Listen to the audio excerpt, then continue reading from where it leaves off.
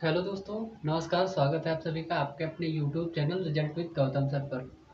तो कैसे हैं आप सभी लोग?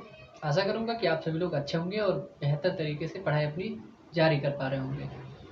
तो आज हम बात करने वाले हैं उत्तर प्रदेश राज्य में जो महाजनपद काल था। इतिहास हमारा चल रहा है। इतिहास में उत्तर प्रदेश के इतिहास के विषय में हम लोग बात कर रहे थे। सिंधु घाटी सभ्यता मैंने आपको बता दिया, वैदिक सभ्यता मैंने आपको बता दिया, उनका टाइम पीरियड बता दिया, उनसे जुड़ी हुई सभी आपको विशेषताएं मैंने आपको बता दी। और कल मैंने आपको बताया था कि वैदिक सभ्यता और सिंधु घाटी सभ्यता में आपका डिफरेंस क्या था। उन दोनों का डिफरेंस मैंने भी आपको बता दिया है। कल आपकी ज्योग्राफी की क्लास नहीं हो पाती, लेकिन बट आज आपकी जो ज्योग्राफी की क्लास है 6 से 7 या के बीच में आपको मिल जाएगी। ठीक है। तो आज से आप लोग मतलब पहले उत्तर प्रदेश स्पेशल की क्लास करेंगे। महाजनपद काल इसमें पढ़ेंगे हम लोग। और महाजनपद काल मैंने सबसे पहले आपको बता दिया था कि जो वैदिक सभ्यता थी आपकी, वैदिक सभ्यता के बाद में आपका जो महाजनपद काल आता है उसके जो साक्ष्य होते हैं वो क्या कुछ कैसे कहाँ पर मिले हैं, कहाँ कहाँ पर वो महाजनपद आपके थे। देखिए, सबसे पहले मैं बात करूँ महाजनपदों की, तो आपके जो आपका बौद्ध काल है, बौद्ध काल में बौद्ध ग्रंथ है, बौद्ध ग्रंथ अंगुत्तर निकाय में साक्ष्य मिलता है कि मतलब 16 महाजनपद थे भारत में। 16 महाजनपदों में से उत्तर प्रदेश राज्य में जो थे आपके 8 महाजनपद हैं। और 8 महाजनपदों में कौन कौन से राजा थे, कहाँ कहाँ पर मतलब क्या व्यवस्था थी, कैसे कैसे उनकी राजधानी क्या थी, वहाँ का राजा कौन था, कौन सा महाजनपद किस महाजनपद को कब विजिट किया, इन सब के बारे में आज की जानकारी हमारे यहाँ पर महत्वपूर्ण होगी। और बौद्ध ग्रंथ अंगुत्तर निकाय और एक जैन ग्रंथ है भगवती सूत्र, उनमें उसमें भी आपका जो महाजनपद काल है, महाजनपद है 16 महाजनपद है, उनके बारे में बताया गया है। 16 महाजनपदों के बारे में हम अपने इतिहास हिस्ट्री जब चैप्टर पढ़ेंगे, जो बुक होगी हमारी हिस्ट्री का सब्जेक्ट जो होगा मेन पार्ट इंडियन हिस्ट्री या हिस्ट्री में पढ़ेंगे। और ये उत्तर प्रदेश राज्य में हम आपके जो उत्तर प्रदेश के जो महाजनपद हैं उनको ही पढ़ेंगे। यहाँ पर कुल 8 महाजनपदों की यहाँ पर चर्चा करेंगे। तो सबसे पहले मैं बात करता हूँ आपकी, तो आज की क्लास जो होगी आपकी ज्योग्राफी की वो 7 से 8 के बीच में आपको 7 से 8 के बीच में आपको मिल जाएगी। और उससे भी पहले थोड़ा बहुत मिल सकती है। तो आप लोग उसको क्लास को छोड़ेंगे नहीं, उसको भी करते रहेंगे, इसको साथ में पूरा करते रहेंगे। आपका जैसा सहयोग बना रहा है ऐसा ही सहयोग हमारे साथ में बना रहे। आपका बहुत बहुत धन्यवाद। और आज की क्लास को बिना देर किए स्टार्ट करते हैं। तो मैंने बात करी आपकी महाजनपद काल की। तो मैंने आपको बताया कि जो आपकी वैदिक सभ्यता थी यहाँ पर, वैदिक सभ्यता, तो वैदिक सभ्यता के बाद में कौन सा काल हमारा आता है, महाजनपद काल आता है। तो हमने सबसे पहले बात करी थी आपसे वैदिक सभ्यता की। और उससे भी पहले मैंने आपकी बात करी थी ताम्रपाषाण कालीन, और ताम्रपाषाण कालीन के उसी के अंतर्गत आने वाली आपकी हड़प्पा सभ्यता, सिंधु घाटी सभ्यता, उसी की बात करी थी। तो वैदिक सभ्यता के पश्चात विकास होता है महाजनपद काल का, के पश्चात महाजनपद काल का विकास होता है। क्या? महाजनपद काल का विकास होता है और महाजनपद काल आता है। ठीक। तो महाजनपद काल जो था उसका मतलब हमें क्या कुछ साक्ष्य मिलता है कहीं से? तो मैंने आपको बताया था, जस्ट अभी बताया कि जो दो ग्रंथ हैं आपके, देखिए मैं बात कर रहा था आपके दो ग्रंथ, एक तो जैन ग्रंथ, एक बौद्ध ग्रंथ। जैन धर्म और बौद्ध धर्म महाजनपद काल के कहीं ना कहीं थोड़ा बहुत आसपास या रिलेट करते हैं, मतलब आसपास के ही हैं जैन धर्म और बौद्ध धर्म। बौद्ध धर्म और जैन धर्म में साक्ष्य इसलिए मिल जाते हैं आपको क्योंकि वो आसपास के हैं, समकालीन हैं, लगभग उन्हीं के समय के हैं, इसीलिए यहाँ पर उनके साक्ष्य मिल जाते हैं। तो हमारा एक जैन ग्रंथ है और दूसरा बौद्ध ग्रंथ है। मैं बात करूं सबसे पहले, तो हमारा बौद्ध ग्रंथ है एक, इसके साक्ष्य कहाँ पर मिलते हैं, अगर हम इसको ढूंढना चाहें तो कहाँ पर मिलेगा? तो हमारा एक जैन बौद्ध ग्रंथ है जिसका नाम है अंगुत्तर निकाय। और अंगुत्तर निकाय में इसका वर्णन मिलता है, अंगुत्तर निकाय में वर्णन मिलता है इसका 16 महाजनपदों का। तो हमारे कुल महाजनपद कितने थे भारत में? टोटल महाजनपदों की संख्या कितनी थी? 16। और हमारे उत्तर प्रदेश राज्य में हमारे वर्तमान में कुल कितने महाजनपद हैं? तो मैंने आपको बताया कितने हैं, 8 हैं। तो और दूसरा बौद्ध ग्रंथ, सॉरी जैन ग्रंथ हमारा क्या है? ये है आपका जैन ग्रंथ। इसकी मैं बात करता हूँ तो ये है आपका जैन ग्रंथ। तो ये जैन ग्रंथ कौन सा है? ये है आपका भगवती सूत्र। भगवती सूत्र नाम का जो जैन ग्रंथ है, इसमें आपके जो भगवती सूत्र, तो इसमें क्या आपके मिलते हैं? इसमें आपका मिलता है महाजनपद काल का मतलब वर्णन मिलता है, 16 महाजनपदों का वर्णन मिलता है। में वर्णन है 16 महाजनपदों का। ठीक, कितने हैं? 16। इसमें भी कितने हैं? 16। इन दोनों ने बताया है कि 16 महाजनपद हैं, लेकिन हमारे राज्य उत्तर प्रदेश में कुल कितने जनपद हैं, महाजनपद हैं? राज्य में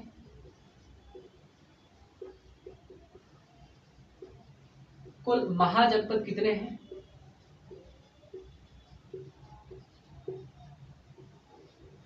राज्य में कुल महाजनपदों की संख्या यहाँ पर है आपकी 8। ठीक, ये है 8। ये आपको याद रखनी चाहिए कि कौन कौन से महाजनपद हैं, कौन कौन से नहीं हैं, और अगर ये 8 महाजनपद हैं तो कौन कौन से हैं, ये भी आपको ध्यान रखना है, बहुत जरूरी है। ये क्वेश्चन आपको मिलेगा कि मतलब उत्तर प्रदेश राज्य में निम्नलिखित में से कौन कौन से राज्य उत्तर प्रदेश राज्य में हैं। तो इनकी आप सूची बनाइएगा। और मैं आपको बता दूं कि यहाँ पर मैं एक चीज आपको और बताऊंगा कि यहाँ पर जो उत्तर प्रदेश राज्य में शामिल तो है ही, लेकिन वर्तमान क्षेत्र इनका कौन कौन सा है। जैसे आपको मैं बात करूं, यहाँ पर आपके कौन कौन से महाजनपद हैं आपके। सबसे पहला महाजनपद आप लिखिए, यहाँ पर नोट करिए, यह है आपका कोसल। देखिए, बात करता हूं मैं कोसल के। तो कोसल राज्य वर्तमान राज्य के जो वर्तमान है, वर्तमान समय में उत्तर प्रदेश राज्य है। उत्तर प्रदेश राज्य में कोसल महाजनपद जो था, तो वहां पर उसमें कौन कौन से वर्तमान के जिले आते थे? यहाँ पर आता था आपका अयोध्या,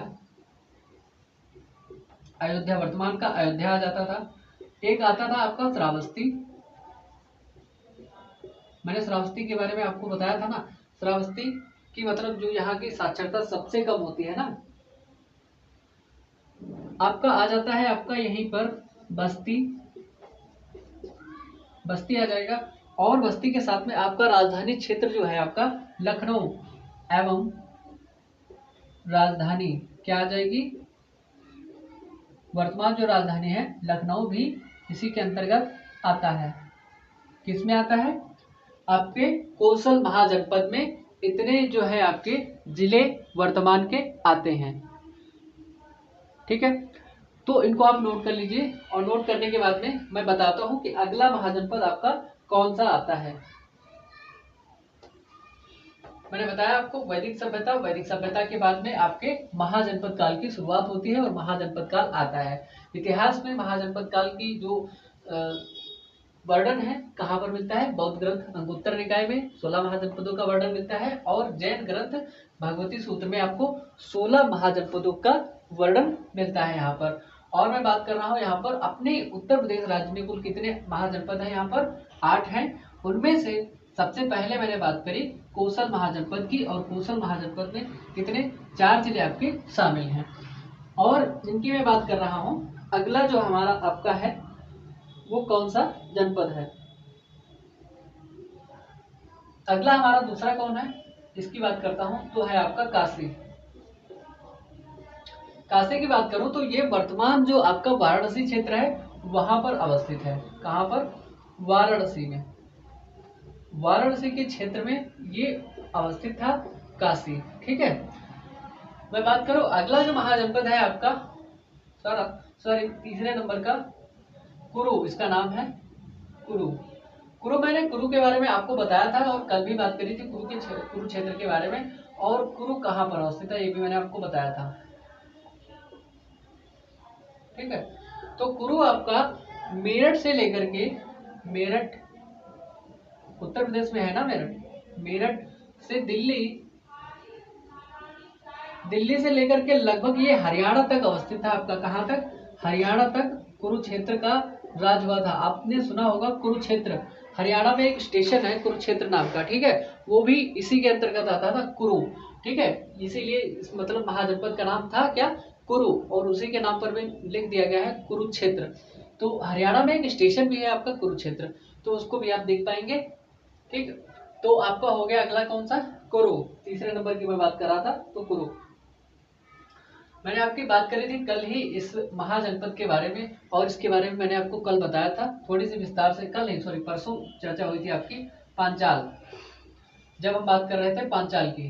ठीक, तो पांचाल की जब मैं बात कर रहा था, तो पांचाल वर्तमान जो क्षेत्र है आपका फर्रुखाबाद, वर्तमान का जो फर्रुखाबाद है, और जो बदायूं का क्षेत्र है, इसके साथ ही आपका एक बरेली वाला क्षेत्र है, जो ये 3 जिलों को मिला करके जो क्षेत्र था पांचाल, तो आपका पांचाल महाजनपद बना हुआ था तत्कालीन समय में। ठीक है, अगला मैं बात करता हूं यहाँ पर 5वें नंबर का, जो आपका है सूरसेन के बारे में आपने सुना है, सूरसेन के बारे में। सूरसेन वर्तमान जो मथुरा का इलाका हुआ करता था, मथुरा जिला है वर्तमान में, वहां पर मथुरा का इलाका, मथुरा जिले के आसपास का जो क्षेत्र था, मथुरा वाला इलाका था आपका सूरसेन नामक, मतलब महाजनपद। अगला आपका था वत्स, सुना इसका नाम? वत्स वर्तमान प्रयागराज कौशाम्बी क्षेत्र का इलाका था। तो ये कहाँ का था? वर्तमान जो प्रयागराज क्षेत्र था, वर्तमान जो प्रयागराज क्षेत्र है यहाँ पर, वहीं पर कौशाम्बी है। ठीक है, बगल में ये वत्स वाला जो इलाका है ना, प्रयागराज का क्षेत्र का है। ठीक है, और मैं बात कर रहा था आपकी 7वें नंबर की, इसको आपको दिखाई दे रहा है कि नहीं दिखाई दे रहा है? ठीक है, दिखाई दे रहा है। तो मैं बात कर रहा था आपकी मल्ल की। मल्ल की आप जब बात करते हैं, तो वर्तमान जो कुशीनगर वाला क्षेत्र है, कुशीनगर, तो ये आपका वहां पर अवस्थित था। ठीक है, मल्ल क्षेत्र जो आपका था, कुशीनारा के मल्ल हुआ करते थे, है ना, वही वाला क्षेत्र महाजनपद, वहां पर एक था मल्ल। एक महाजनपद था यहाँ पर उत्तर प्रदेश के बुंदेलखंड क्षेत्र में, जिसका नाम था चेदी। ये आपको दिखाई दे रहा है ना? हाँ, ये आपका चेदी था। तो ये वर्तमान बुंदेलखंड जो रीजन है, बुंदेलखंड वाला जो क्षेत्र है, अभी बुंदेलखंड वाले क्षेत्र में अवस्थित है आपका चेदी। ठीक है, तो ये आपके हो गए 8 महाजनपद, और बुंदेलखंड हो गया ना, काशी वाराणसी क्षेत्र, और आपका मैंने बताया था आपका कुरु क्षेत्र, कुरु मेरठ वाला इलाका, क्वेश्चन मैंने बता दिया था आपको, पांचाल बता दिया, फर्रुखाबाद सॉरी ऐसे लिख लीजिए, फर्रुखाबाद, बदायूं बरेली वाला क्षेत्र था, सूरसेन मैंने आपको बता दिया मथुरा। ठीक है, कौशल का इलाका मैंने बता दिया था आपको, काशी वाराणसी क्षेत्र था। ठीक, और उसके बाद में मैं बात करूं तो कुरुक्षेत्र, कुरु मेरठ से दिल्ली से लेकर होता हुआ कहां तक था? हरियाणा तक का क्षेत्र था। पांचाल में फर्रुखाबाद, फर्रुखाबाद से बदायूं और बरेली तक का क्षेत्र यहाँ पर था। सूरसेन मथुरा का इलाका हुआ करता था, जहां पर कृष्ण और राधा वाला, और वत्स जो प्रयागराज वर्तमान में इलाहाबाद वाला, मतलब प्रयागराज था, और मल्ल, मल्ल जो था आपका वर्तमान का क्षेत्र जो जिला कुशीनगर है वहां पर था, और चेदी वर्तमान का जो बुंदेलखंड क्षेत्र है, निचला वाला इलाका, ठीक है, उसमें अवस्थित था। मैं बात कर रहा था सबसे पहला महाजनपद था आपका कौशल। तो कौशल की मैंने बात करी, ये कहाँ कहाँ पर था? आपके लखनऊ क्षेत्र में, अयोध्या क्षेत्र में ये अवस्थित था। मैं बात कर रहा था, अब बात करूं विस्तार से थोड़ा सा, पहले नंबर पर कौशल महाजनपद की, कौशल महाजनपद की मैं बात कर रहा हूं। इसके विषय में बात करें कि इसके विषय में विस्तार से भी पूछा जा सकता है कि यहाँ का राजा कौन था, यहाँ का राजा कौन था, मतलब इसकी राजधानी क्या थी। तो ये सवाल भी यहाँ से आपको पूछा जा सकता है, तो थोड़ी सी यहाँ पर विस्तार से बात कर लेते हैं।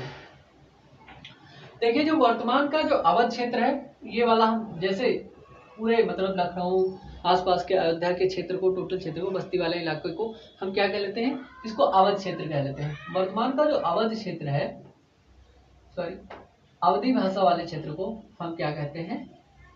अवध क्षेत्र को हम क्या कहते हैं?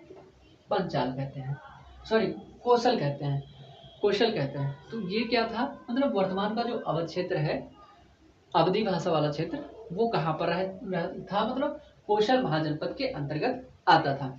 तो कौशल महाजनपद यहाँ पर अवध क्षेत्र में अवस्थित था। ठीक है, यहाँ की राजधानी कौन थी? यहाँ की राजधानी क्या थी?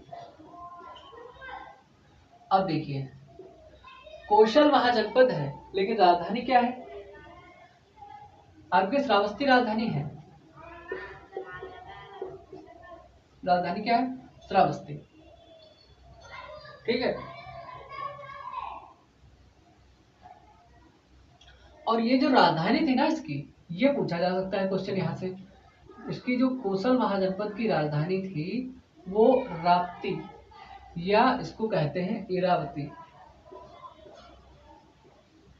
इरावती नदी के तट पर थी, नदी के तट पर थी। तो ये क्वेश्चन पूछा जा सकता है कि अवध क्षेत्र मतलब या कौशल महाजनपद कहाँ पर अवस्थित था, या किस नदी के तट पर उसकी राजधानी अवस्थित थी। या ऐसा क्वेश्चन पूछा जा सकता है वर्तमान का जो मतलब कौशल महाजनपद का जो क्षेत्र था वर्तमान का कौन सा क्षेत्र है, तो आपको आएगा अवध क्षेत्र। लेकिन यहाँ की राजधानी क्या थी? यहाँ से राजधानी आपकी क्या थी? श्रावस्ती थी।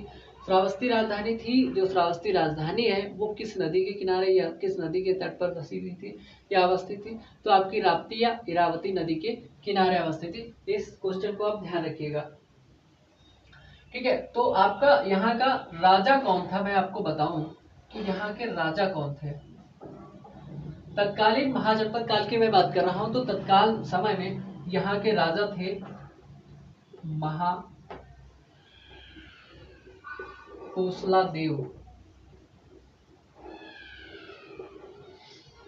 महाकोसला देव, अगर आपने इतिहास पहले कभी पढ़ा हुआ है तो आपने सुना होगा महाकोसला देव ने अपनी पुत्री का विवाह, महाकौशल देवी का विवाह बिंबिसार के साथ में किया था कि नहीं किया था? अगर आपने कभी भी इतिहास को पहले से पढ़ा है तो, अगर नहीं पढ़ा है तो मैं इतिहास को भी पढ़ाऊंगा और उत्तर प्रदेश के इतिहास में जितना जानकारी आपको पर्याप्त होनी चाहिए उतनी आपको जानकारी यहाँ पर दूंगा।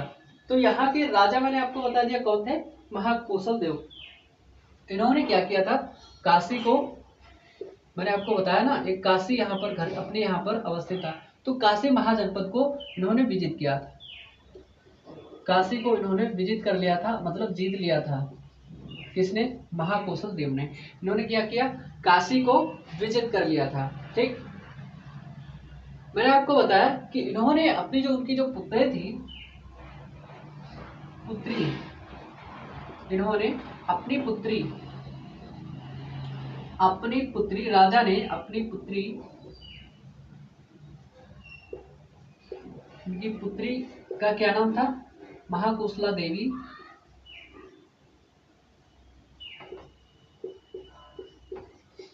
महाकोसला देवी का विवाह किसके साथ में किया था? बिंबिसार के साथ में ना। तो जब बिंबिसार के साथ में इन्होंने शादी कर दी उनकी, तो दहेज के रूप में किसको दिया? काशी को। बिंबिसार के साथ में शादी की थी उन्होंने, विवाह किया था ना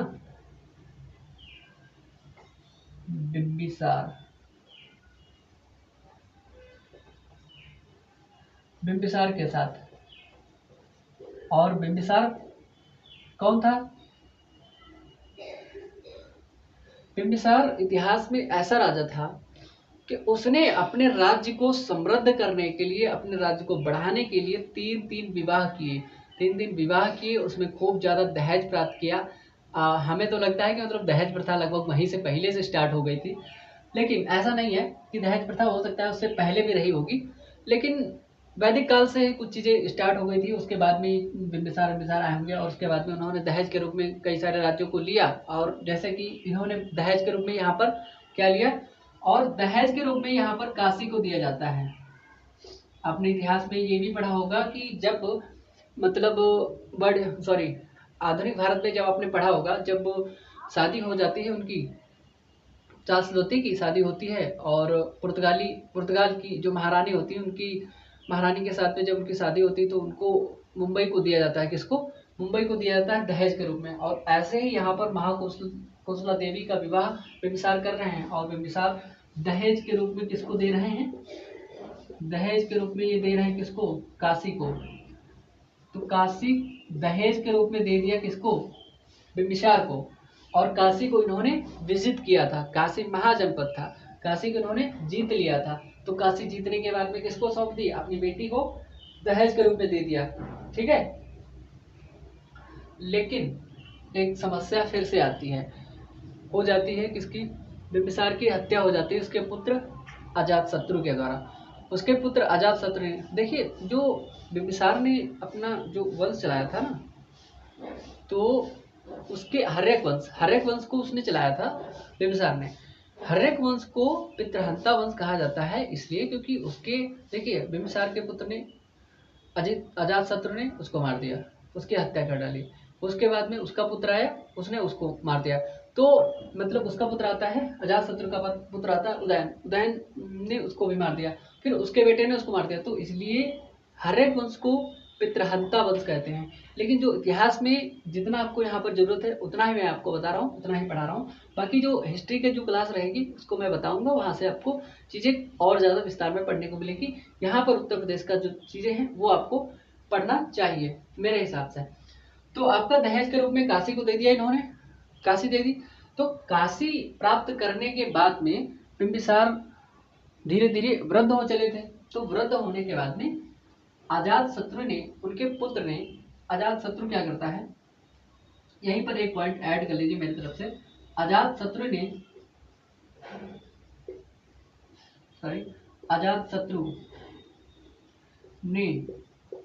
अपने पिता बिंबिसार की हत्या कर दी। क्या करता है? बिंबिसार की हत्या कर दी। बिंबिसार की जब हत्या हो गई, बिंबिसार की हत्या कर दी किसने? उसके पुत्र ने, अजातशत्रु ने। जब उसने हत्या कर दी, जब बिंबिसार की हत्या हो जाती है, तो प्रसेनजित जो कि बेटा था महाकौशल देव का, उनका उत्तराधिकारी हुआ। तो मैं आगे बात करता हूँ। इसको हटा देते हैं, इसको हटा देते हैं। मैंने बता दिया आपको, अवध क्षेत्र में अवस्थित था कौशल जनपद, ये इसकी राजधानी थी। और इसकी जो राजधानी थी, ये राजधानी आपकी इरावती नदी के तट पर अवस्थित थी। और उन्होंने अपनी पुत्री का, महाकौशल देव ने अपनी पुत्री का विवाह बिंबिसार के साथ में किया, और बिंबिसार को दहेज के रूप में किसको दे दिया? काशी को। तो काशी को जब दहेज के रूप में दे दिया तो उनके पास ही था। लेकिन मगध महाजनपद जब था, मगध महाजनपद में हुआ क्या? तो मगध महाजनपद में ऐसा था कि जो उनका बेटा था बिंबिसार का बेटा था अजातशत्रु ने क्या किया? अपने पिता की हत्या कर दी। और अपने पिता की हत्या करने के बाद, दरअसल में अपने पिता की हत्या करने के बाद में वो गद्दी पर बैठा। क्या हुआ? अजातशत्रु ने अपने पिता की गद्दी पर बैठा। लेकिन महाकौशला देव उनका जो बेटा था, क्या था? महाकौशला देव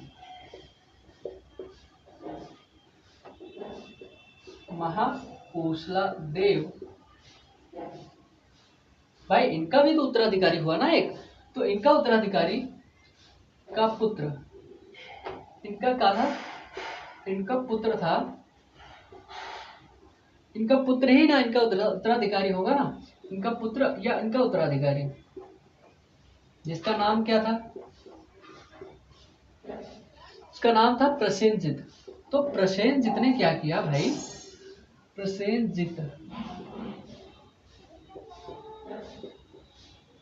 प्रसेनजित ने कहा कि अगर तुमने हमारे जो रिलेटिव थे उनकी तो तुमने हत्या कर दी, लेकिन अब हमें काशी वापस चाहिए। तो काशी जब वापस लेने के लिए प्रसेनजित ने क्या किया? आपके मगध पर आक्रमण कर दिया। किसके ऊपर? जो आपका अजातशत्रु था उसके ऊपर, मतलब अजातशत्रु पर इन्होंने आक्रमण कर दिया। लेकिन हुआ क्या? अजातशत्रु के ऊपर प्रसेनजित ने आक्रमण किया, और इन दोनों की आपस में क्या हो गई? संधि हो गई, समझौता हो गया। और समझौता होने के बाद में समझौता होने के बाद में हुआ क्या, प्रसेनजीत की एक पुत्री थी।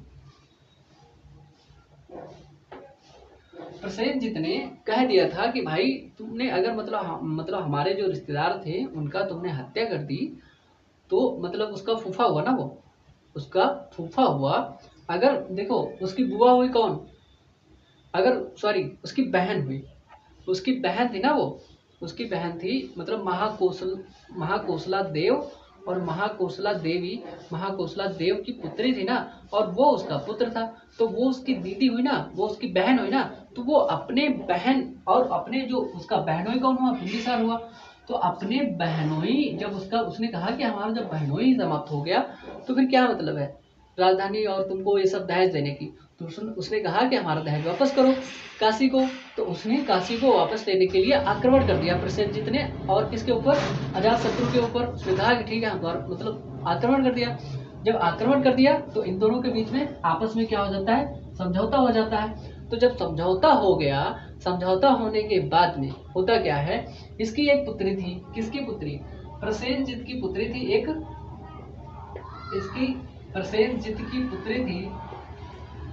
आक्रमण किया और आपस में क्या हो जाता है, समझौता हो जाता है। और समझौता होने के बाद में होता क्या है, प्रसेनजीत की एक पुत्री थी, प्रसेनजीत ने अपनी पुत्री इसकी पुत्री का नाम था वाजिरा। वाजिरा का विवाह किसके साथ में कर दिया, अजातशत्रु के साथ में। वाजिरा का विवाह अजातशत्रु के साथ कर दिया।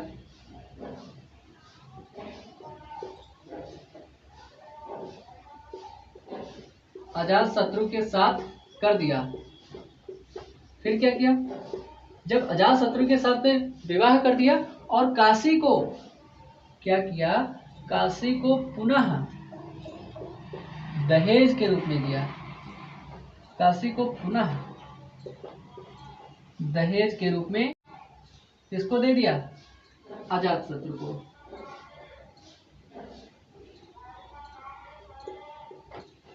अजातशत्रु को दे दिया। कहा कि ठीक है तुमको चाहिए था ले जाओ, लेकिन हमारी पुत्री ही ले जाओ। अजातशत्रु को दे दिया, ठीक है। उन्होंने कहा कि मतलब तुम हमारी पुत्री के साथ में शादी कर लो और दहेज के रूप में फिर से इसको ले जाओ तुम काशी को, ठीक है, तुम अपने पास काशी रखो, लेकिन हमारी पुत्री के साथ में विवाह कर लो तुम।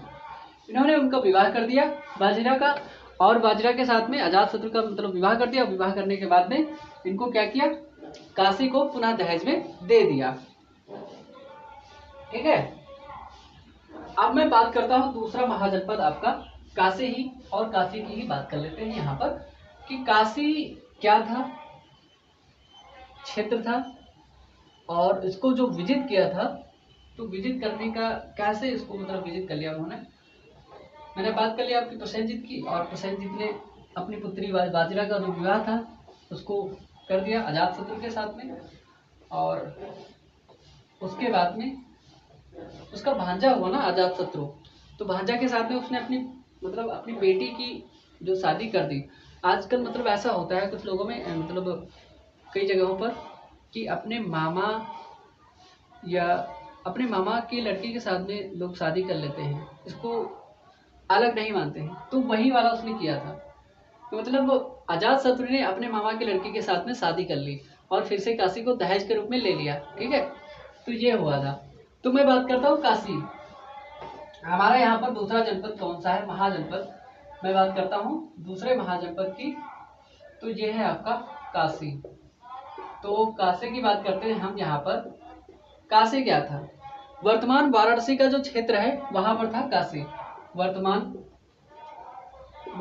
वाराणसी वाला क्षेत्र आपका आता है काशी महाजनपद के अंतर्गत,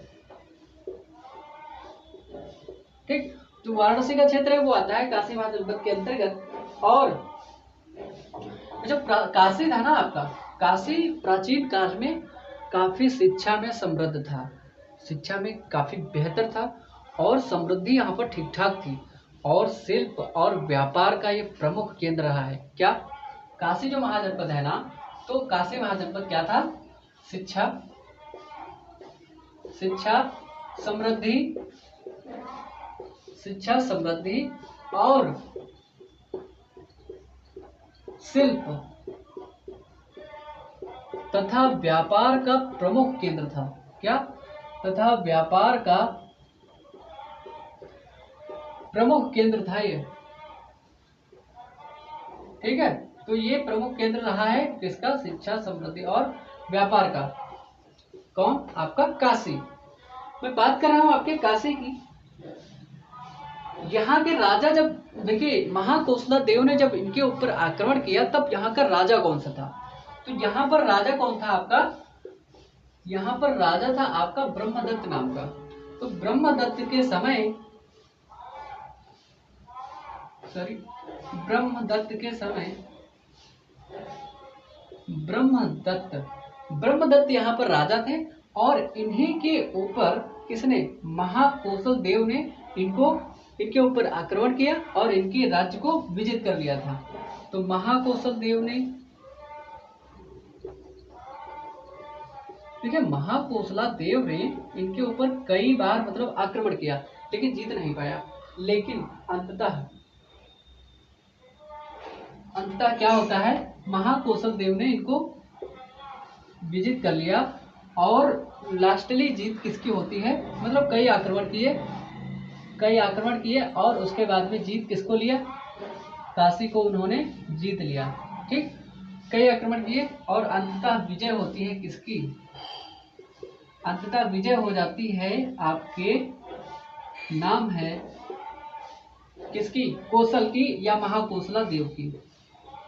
महाकोसला देव की अंततः यहाँ पर विजय हो जाती है। तो आपको भी विजय करनी है ना, तो पढ़ाई करनी पड़ेगी। विजय करने के लिए आपको पढ़ाई करनी पड़ेगी। तो महाकोसला देव जैसे बनिए। ठीक है, और आपको मैं बात बताऊं इतिहास की, तो मोहम्मद गौरी का नाम सुना होगा। मोहम्मद गौरी जैसे बनिए जिसने 17 बार आक्रमण किया। तो ये सारी चीज़ें याद रखिए, कई प्रयास कीजिए। मतलब एक बार नहीं होता, दो बार नहीं होता, तीसरी बार प्रयास कीजिए। लगातार कंटिन्यू बने रहिए, देखते रहिए, चीज़ों को समझते रहिए, ध्यान रखिए, बार बार पढ़िए। चीज़ें याद नहीं होती हैं तो लगातार पढ़िए। देखिए एक तरीका मैं बताता हूँ आपको पढ़ने का, अगर आप मानना चाहें तो। लास्टली मैं बात करता हूँ आपके कि अगर आपको पढ़ना है सही से, उचित पढ़ना है, सही से याद भी करना है, तो मेरे हिसाब से मेरा तरीका है, इसको आप मानिए या ना मानिए, जरूरी नहीं है।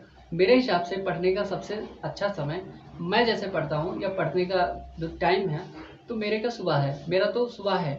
अगर आप 4 से 8 के बीच में पढ़ते हैं, सुबह 4 से 8 के बीच में, तो बेहतर, सबसे बेस्ट टाइम होता है रिवीजन का या पढ़ने का। चाहे आप नया पढ़िए, चाहे आप रिवीजन कीजिए। अगर आप नया भी पढ़ते हैं तो भी समझ में आएगा, अगर आप रिवीजन करते हैं तो और अच्छे से समझ में आएगा। मेरा तरीका यही रहता है। अगर आपको क्लास करनी है तो उसके बाद में करिए। सुबह 10 बजे के बाद क्लास कीजिए, 10 से 4, 5, 6 के बीच में आप क्लास कर सकते हैं। उसके बाद में खाना पीने का जो टाइम रहे अपना अलग निकाल लीजिए। और उसके बाद में जो इवनिंग टाइम है, शाम के टाइम है, शाम के टाइम आप मैथ या जो मतलब ज़्यादा तार्किक चीज़ें होती हैं, रीजनिंग होती है, जैसे इन सब्जेक्ट का पढ़ सकते हैं आप। ठीक है, इवनिंग टाइम में। ठीक, उसके बाद भी आप पढ़िएगा, मतलब शाम के, रात के समय। ठीक, और लेकिन जो नया सब्जेक्ट है या रिवीजन वाला टाइम है, वो आपको सुबह 4 से 8 या उससे भी पहले अगर आप उठ जाते हैं, उससे मतलब अगर आपको रात में 10 बजे सोना है और 10 से 3 आप अगर सो जाते हैं 5 घंटे, और सोने के बाद में अगर 3 बजे आप उठ जाते हैं, तो 3 से 8 का टाइम, 5 घंटे बहुत है। अगर आप जितना 3 से 8 के बीच में जितना वर्क कर लेंगे ना, उतना मुझे लगता है कि पूरे 8 से अगर आप 12 घंटे भी पढ़ेंगे ना, उतना नहीं पढ़ पाएंगे। इन 5 घंटे, ये 5 घंटे इतने इंपॉर्टेंट होते हैं। आपको कुछ भी याद करना हो, कुछ भी पढ़ना हो, ये आपको आराम से पता चल जाते हैं और आप अच्छे से पढ़ सकते हैं, उसमें कोई दो राय नहीं है। और ये जो 5 घंटे हैं ना, पूरे दिन के बाकी जितने भी आपके 24 में से 5 निकाल लीजिए, 19 घंटे बचे। 19 घंटों के बराबर आपका मतलब जो ऊर्जा देते हैं ना, 19 घंटों के बराबर आपका काम कर देंगे। ये मात्र 5 घंटे। कितने? वनली 5 घंटे। चाहे 5 से आप 9 पढ़िए, चाहे तो आप 5 से 9 मत पढ़िए, तो 3 से आप 8 पढ़िए। 3 से 8 अगर आप अच्छे से पढ़ लेते हैं तो पूरे 19 घंटे का एवरेज आपको आराम से मिल जाएगा। तो आज की क्लास कैसी लगी आपको पता चल जाएगा और आप बताएंगे हमको कमेंट बॉक्स में कमेंट करके। तब तक के लिए सभी का नमस्कार और धन्यवाद सभी का।